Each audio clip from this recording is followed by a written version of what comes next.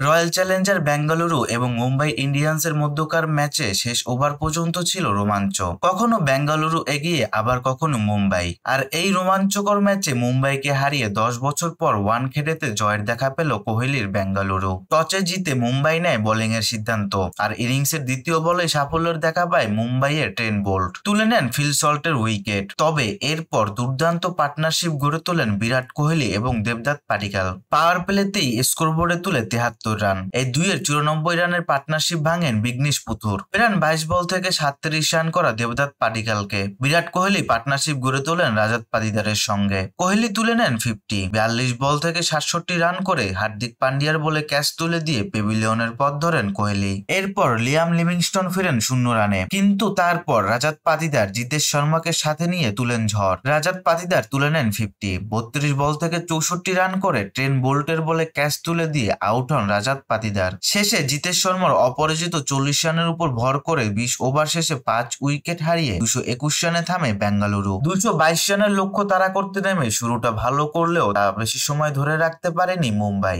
9 বল থেকে 17 রান করে আউট হন রোহিত শর্মা, ফলে দলীয় 21 রানে প্রথম উইকেট হারায় মুম্বাই। রায়ান রিকেলটনও ফেরেন দ্রুত।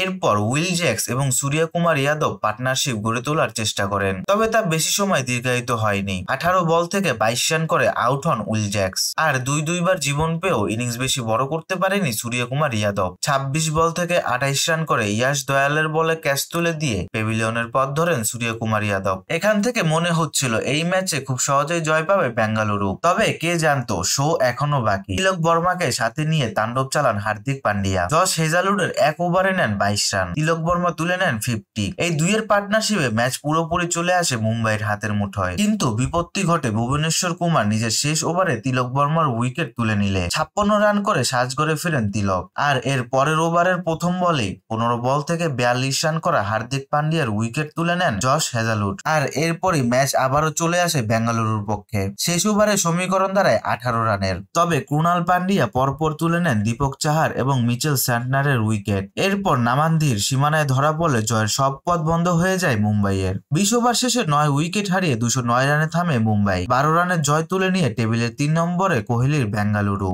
আর 5 ম্যাচের মধ্যে 4টিতে হেরে টেবিলের 8 নম্বরে মুম্বাই ইন্ডিয়ান্স।